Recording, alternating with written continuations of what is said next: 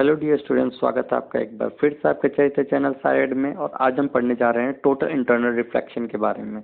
ये ऑप्टिक्स का बहुत ही एक इम्पॉर्टेंट टॉपिक है जो कि एग्जाम्स में से क्वेश्चन पूछे जाते हैं। तो इससे पिछले वाले वीडियो में हमने पढ़ा था reflection of light through spherical surfaces का। अगर आपने वो वीडियो नहीं देखा है तो ऊपर आई बटन पे जाके क्लिक करके आप देख सकते हो उस वीडियो को। और अगर मेरे बनाए हुए वीडियो आपको पसंद आ रहे हैं तो प्लीज़ मेरे चैनल को सब्सक्राइब कर लें। तो आइए हम देखते हैं आज के वीडियो में क्या क्या पढ़ने वाले हैं। तो सबसे पहले हम डिस्कस करेंगे टोटल इंटरनल रिफ्लेक्शन के बारे में। फिर हम कंडीशन देखेंगे कि किस कंडीशन में टोटल इंटरनल रिफ्लेक्शन फिनोमेना अकर होगा।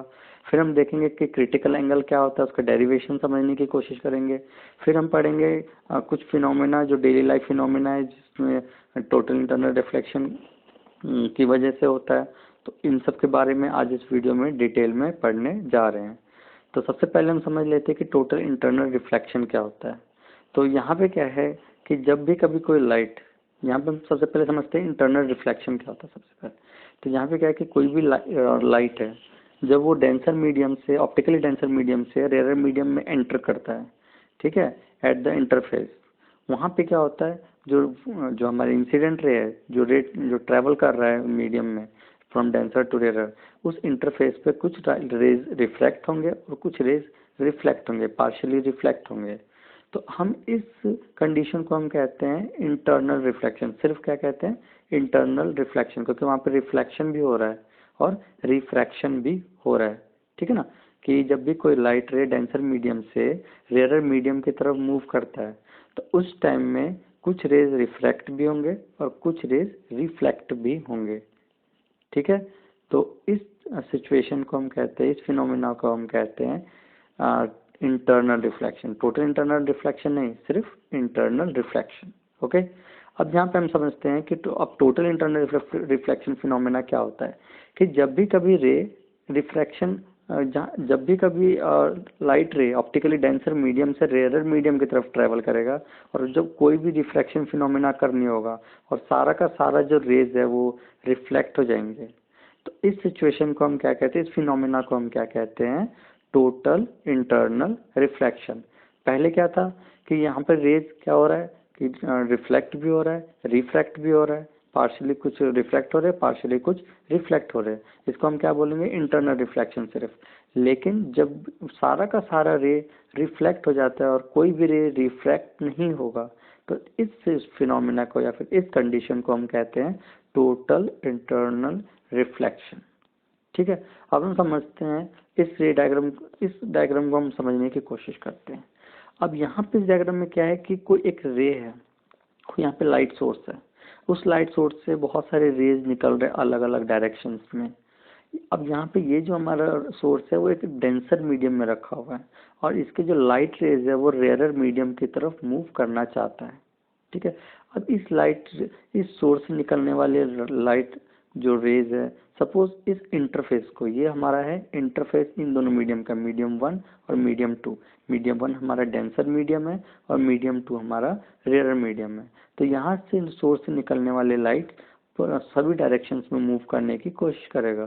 तो सपोज यहाँ पे point O1, O2, O3, O4, इन सब पॉइंट्स पे ये लाइट ट्रेवल मीट कर रही है इस इंटरफेस पे। तो देखते हैं यहाँ पे क्या क्या पॉसिबिलिटीज है। ठीक है, जब ये लाइट रेज अलग अलग एंगल बनाते हुए इस नॉर्मल से ट्रेवल करेगी। तो यहाँ पे सबसे पहले देखते हैं कि जब ये 0 डिग्री बनाता है, मतलब कि ये नॉर्मल, यहाँ से जो लाइट रेज आ रही है वो इस इंटरफेस से नॉर्मल है। तो जब नॉर्मल होगा तो क्या होगा, जो लाइट रेज है वो बिना बेंड हुए और दूसरे मीडियम में, रेयर मीडियम में ट्रेवल कर जाएगा। कुछ रेज तो ट्रेवल करेंगे बाहर की तरफ, कुछ रिफ्लेक्ट हो जाएंगे। ठीक है, that is called the partially reflected raise. ठीक है, अब यहाँ पे इस पॉइंट पे, सपोज इस पॉइंट पे ये लाइट रेज इंसिडेंट हुआ इस सोर्स से, सोर्स ए से, और उसने कुछ एंगल आई बनाया। तो हमें पता है कि जब लाइट रेज डेंसर मीडियम से रेयर मीडियम की तरफ मूव करता है तो एंगल आई बनाते हुए तो वो रिफ्रैक्ट होगा।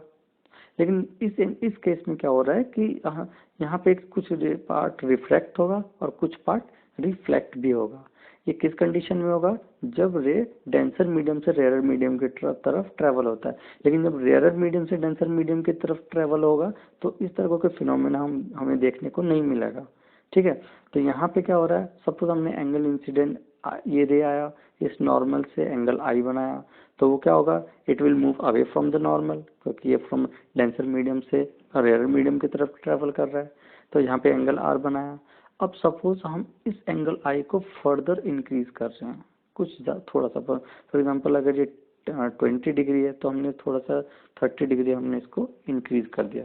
तो अब हम देखते हैं कि क्या यहाँ पे क्या फिनोमेना होगा। अब यहाँ पे अगर ठीक से ऑब्जर्व करें तो अगर जैसे हमने एंगल ऑफ इंसिडेंस को इंक्रीज किया तो यहाँ पे एंगल ऑफ रिफ्रैक्शन भी इंक्रीज होगा। ऑब्वियस सी बात है, कितना इंक्रीज होगा, इसका कुछ तो लिमिट होगा ना। तो यहाँ पे क्या हो रहा है कि हम एंगल ऑफ इंसिडेंट को बढ़ाते जा रहे, जीरो, पहले यहाँ जीरो रखा, फिर थोड़ा और बढ़ाया, फिर बढ़ाते गया। तो क्या और एक लिमिट है कि मतलब इससे ज़्यादा हम और बढ़ा सकते हैं कि वो रिफ्रैक्शन फिनोमेना हो। ठीक है, ऐसा पॉसिबल नहीं है। अब सपोज एक ऐसा एंगल ऑफ इंसिडेंस भी आएगा जब ये जो हमारा रिफ्रैक्टेड रे है वो रिफ्लेक्ट ना होने और दूसरे रेयर मीडियम में ट्रेवल ना करने के बजाय वो क्या करेगा, इस इंटरफेस पे ट्रेवल करने लगेगा। ठीक है, ये जो हमारे मीडियम है, इन दोनों मीडियम के बीच का जो इंटरफेस है, इस पे इसको ग्रेज करने स्टार्ट कर देगा। क्या करेगा, ग्रेज करेगा।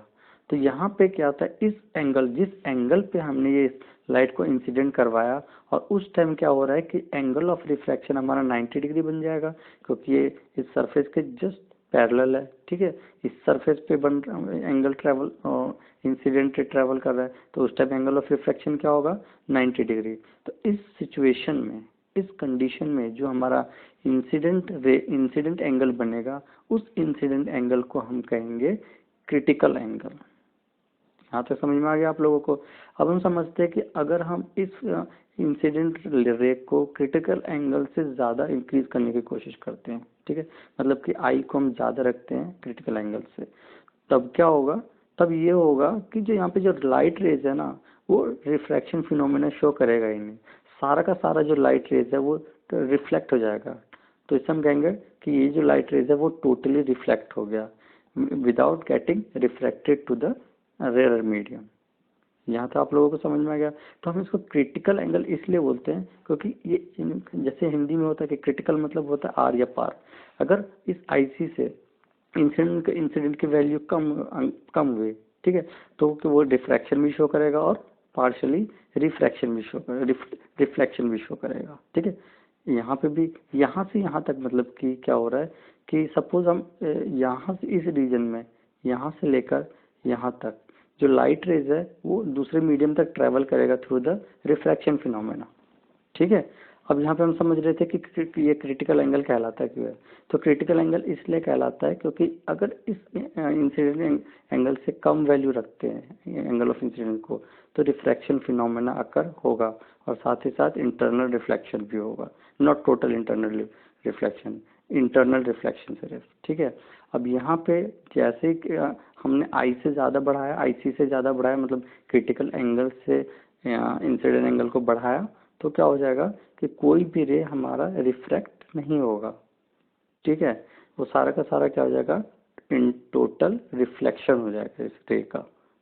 ठीक है, अब यहाँ पे एक समझते हैं कि सपोज यहाँ पे हम कोई ऑब्जर्वर इस रीजन में ऑब्जर्व कर रहा है। ठीक है, ये रीजन वो है जहाँ पे इसके बियॉन्ड कोई भी हम रेज ट्रेवल कर रहे हैं वो टोटली रिफ्लेक्ट हो जा रहा है। ठीक है, इस रीजन में अगर हम यहाँ पे सपोज यहाँ पे बल्ब रखा हुआ है, सोर्स कोई रखा हुआ है लाइट का, और अगर हम यहाँ से सोर्स बल्ब को देखना चाहें तो हम देख नहीं पाएंगे। क्यों नहीं देख पाएंगे, क्योंकि यहाँ से तो कोई लाइट मीडियम में रेयर मीडियम में ट्रेवल कर ही नहीं रहा जहाँ से हम लोग ऑब्जर्व कर रहे इस लाइट को, तो यहाँ से हमें ये बल्ब नहीं दिखेगा। लेकिन जैसे ही हमारा पॉइंट ऑफ ऑब्जर्वेशन चेंज हो जाएगा और हम इस रीजन से देख रहे होंगे, ठीक है, इस बल्ब को देखना चाहते हैं, तो हम इस बल्ब को देख सकते हैं। क्यों, क्योंकि वहाँ पे ये जो लाइट है वो हमारे आइज में हम इसे ऑब्जर्व कर सकते हैं। ठीक है ना, ये हमारे आइज में पड़ेगा तो हम इस बल्ब को देख सकते हैं। तो ये यहाँ तक आपको समझ में आ गया। अब हम समझते हैं कि क्या क्या कंडीशंस है टोटल इंटरनल रिफ्लेक्शन फिनोमेना को अकर होने के लिए। तो यहाँ पे पहला जो कंडीशन है वो ये है कि light ray should travel from denser medium to rare medium. ये भी ऑब्वियस है। फिर क्या है, when light ray moves from denser medium to rarer medium, it moves away from the normal। ये भी चीज आपको पता है। अब थर्ड पॉइंट क्या है, the ray will get reflected at an angle of refraction are.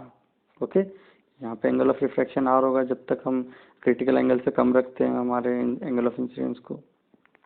But if we keep on increasing the angle of incidence, it will further move from the normal and the angle of refraction will become more। मतलब कि जैसे हम angle of incidence को बढ़ाते हैं तो धीरे धीरे क्या होगा, एंगल ऑफ रिफ्रैक्शन भी इंक्रीज होगा। A condition will come if we keep on increasing the angle of incidence, the angle of refraction will become equal to 90 degree, and the further increase in the angle of incidence, then refraction will not occur and the reflection will take place। ये तो आप लोगों को समझ में आ गया था। अब हम देखते हैं कि what are the limiting factors, what are the limiting factor beyond the total internal reflection। कि अगर हम क्रिटिकल एंगल से हम बियॉन्ड रखते हैं कोई भी फैक्टर्स को तो क्या क्या इफेक्ट होगा।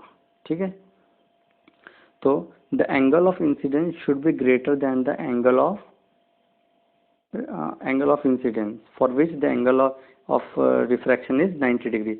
मतलब कि ये है कि हमें एंगल ऑफ इंसिडेंस को ज़्यादा रखना है उस एंगल ऑफ इंसिडेंस से जब एंगल ऑफ रिफ्रैक्शन 90 डिग्री पे हो रहा है। मतलब सिंपल लैंग्वेज में कहे तो क्रिटिकल एंगल से ज़्यादा होना चाहिए हमारा एंगल ऑफ इंसिडेंस। अब यहाँ पे दूसरा क्या है, angle of incidence should correspond to the angle of refraction is equals to 90 degree. मतलब जो हमारा एंगल ऑफ इंसिडेंस जब हम एक किसी पर्टिकुलर एंगल पे हम इंसिडेंट करवा रहे हैं तो उस टाइम एंगल ऑफ रिफ्रैक्शन कितना होना चाहिए, 90 डिग्री होना चाहिए। This angle is known as critical angle, ये मैंने पहले डिस्कस कर चुके हैं। Total internal reflection is an optical phenomenon observe when ray of light traveling from denser to rarer medium strike the boundary at an angle greater than the critical angle। कि मतलब total internal reflection एक optical phenomena है। जब ये तभी होता है जब लाइट ट्रेवल करता है from denser medium to rare medium और बाउंड्री को स्ट्राइक करता है at an angle greater than the critical angle. Okay, अब यहाँ पे हम क्रिटिकल एंगल को डिराइव करने की कोशिश करते हैं। तो हमने पहले क्रिटिकल एंगल के बारे में डिस्कस कर रखा है कि होता क्या है। इसको हम ग्रेजिंग एंगल भी बोलते हैं क्योंकि उस टाइम क्या होता है जो रिफ्लेक्टेड रे वो ग्रेज कर रहा होता है हमारे इंटरफेस पे। Okay, so that is why it is also called the grazing angle. अब अगर हम यहाँ पे स्नेल्स लॉ लगाते हैं, ठीक है,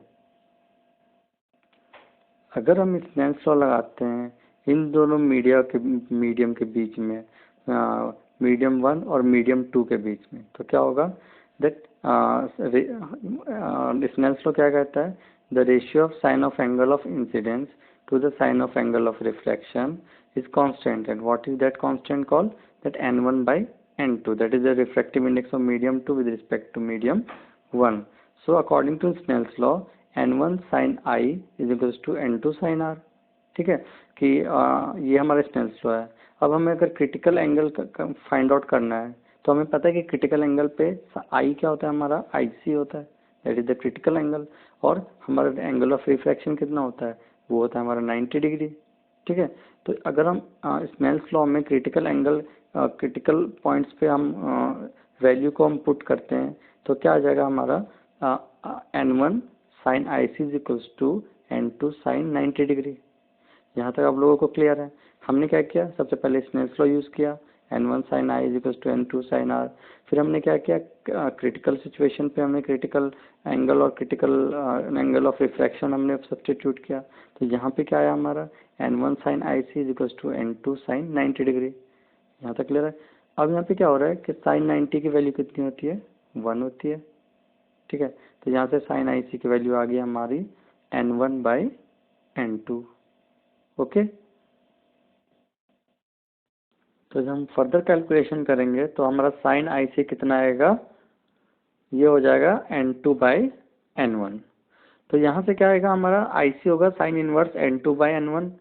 और अगर हमारा जो डिफ्रैक्टिव इंडेक्स है डेंसर मीडियम का एब्सोल्यूट डिफ्रैक्टिव इंडेक्स के टर्म में दे रखा है, तो हमारा हो जाएगा critical angle is equals to sine inverse 1/N। that is n is the absolute refractive index of the denser medium when the light is traveling from denser medium to rarer medium। क्योंकि अगर हमारा rare medium को हम air consider करते हैं तो वहाँ पे इसकी वैल्यू कितनी हो जाएगी, 1 हो जाएगी। तो यहाँ पे जो हमारा वैल्यू आएगा साइन क्रिटिकल एंगल का वो होगा साइन इनवर्स 1/N। तो अब हम समझते हैं कि टोटल इंटरनल रिफ्लेक्शन फिनोमेना का कहाँ कहाँ यूज है, मतलब टोटल इंटरनल रिफ्लेक्शन की वजह से क्या क्या फिनोमेना आकर होता है। तो आज हम डिस्कस करेंगे रेनबो के फॉर्मेशन के बारे में। तो हमें पता है कि हमारे जो रेनबो है उसमें छोटे छोटे वाटर ड्रॉपलेट्स होते हैं। जब रेनबो फॉर्मेशन होता है तो जब हमारा वाटर ड्रॉपलेट्स एयर में सस्पेंडेड रहता है तो उस टाइम क्या होता है, सनलाइट एंटर करता है। सनलाइट एंटर होते ही यहाँ पे कौन सा फिनोमेना होता है, डिस्पर्जन ऑफ लाइट। उस डिस्पर्जन ऑफ लाइट की वजह से इस सन में जो 7 कलर्स हैं वो क्या हो जाते हैं, स्प्लिट हो जाते हैं। अब यहाँ पे क्या हो रहा है कि जब ये दूसरे इंटरफेस में जब ये एंटर करेगा, यहाँ पे सबसे पहले कहाँ से कहाँ एंटर किया, वाटर से एयर से वाटर की तरफ एंटर किया, ठीक है। लेकिन अब वो कहाँ से कहाँ एंटर कर रहा है, वाटर से एयर की तरफ एंटर करने की कोशिश कर रहा है। मतलब कि यहाँ पे डेंसर मीडियम से रेयर मीडियम की तरफ जाने की कोशिश कर रहा है। लेकिन एक सर्टेन एंगल पे, एक सर्टेन क्रिटिकल एंगल पे हमारा जो डिस्पर्स लाइट है, मतलब जो कलर लाइट है, ये क्या हो जाएगा, totally there will be a total internal reflection of these light rays, ठीक है। फिर जब ये टोटल इंटरनली रिफ्लेक्ट हो जाएंगे तो then it will again refract when it moves from the water to air medium, and then we are able to see the 7 color of the rainbow। ये आपको समझ में आ गया।